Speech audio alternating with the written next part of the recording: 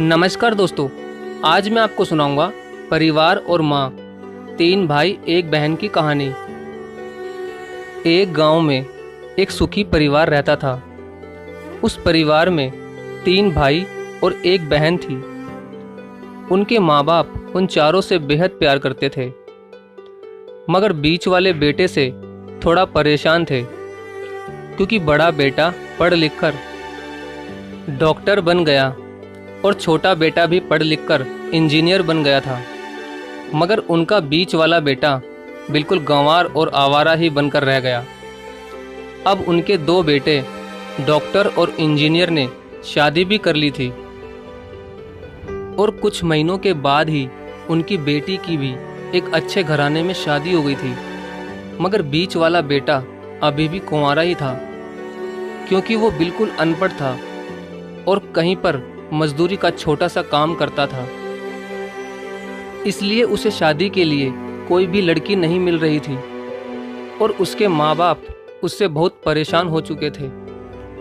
अब जब भी उसकी बहन अपने मायके आती तो पहले वो अपने डॉक्टर और इंजीनियर भाइयों से मिलती थी, मगर बीच वाले भाई से वो बहुत कम मिलती थी, क्योंकि वो उसे ज़्यादा पैसे नहीं दे पाता था। लेकिन फिर भी वो अपनी बहन से बहुत प्यार करता था। अब उनके पिताजी की बीच वाले बेटे की शादी किए बिना ही मृत्यु हो गई।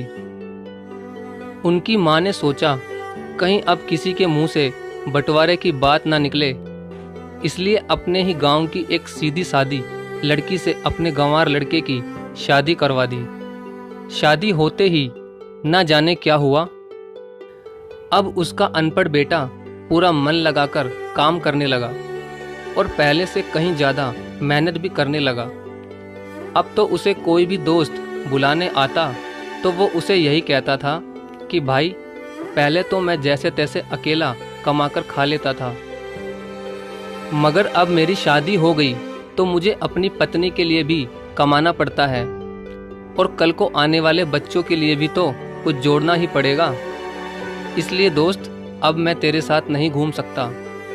ये कहकर उसका गंवार लड़का सीधा अपने काम पर निकल जाता है।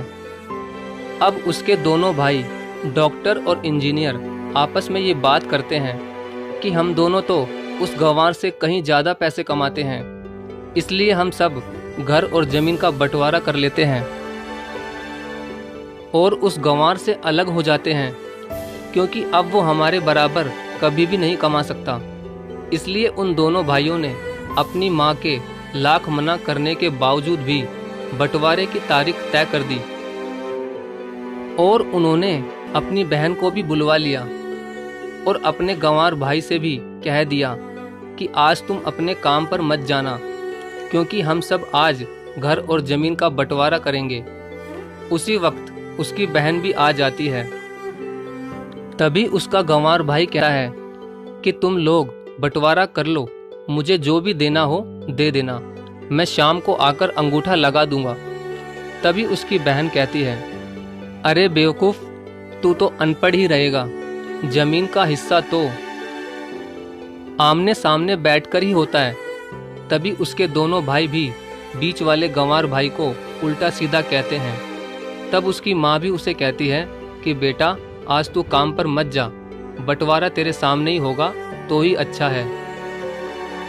उसी वक्त वकील भी आ जाता है। तभी वकील कहता है कि आपका सारा हिस्सा मिलाकर 10 बीघा जमीन है और आपका घर है।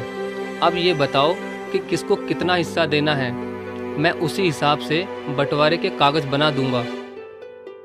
उसी वक्त उनका गंवार भाई कहता है कि वकील साहब, 5-5 बीघा मेरे दोनों भाइयों के नाम लिख दो और ये जो हमारा मकान है ये मेरी प्यारी बहन के नाम कर दो।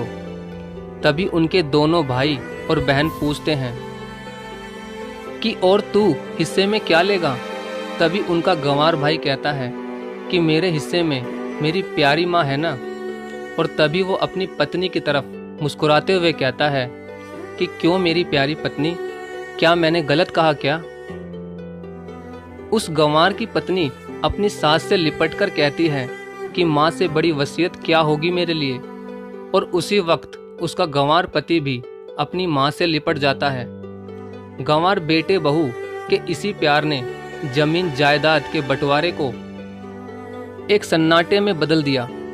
तभी बहन अपने गंवार भाई के गले लगकर रोते हुए कहती है कि माफ़ कर दो भैया, मैं आपको समझ नहीं सकी। तभी उसका भाई कहता है कि मेरी प्यारी बहन, इस घर में जितना अधिकार हमारा है उतना ही अधिकार तेरा भी है। और रही बात बंटवारे की, तो बंटवारा नहीं करने से हमारा जीवन रुक तो नहीं जाएगा। क्यों करते हैं हम बंटवारा? क्या हम एक साथ मिलकर नहीं रह सकते, जैसे हम बचपन में मिलकर रहते थे? एक साथ मिलकर रहने को ही तो कहते हैं एक अच्छा परिवार, और उस अच्छे परिवार को संभालती है एक माँ।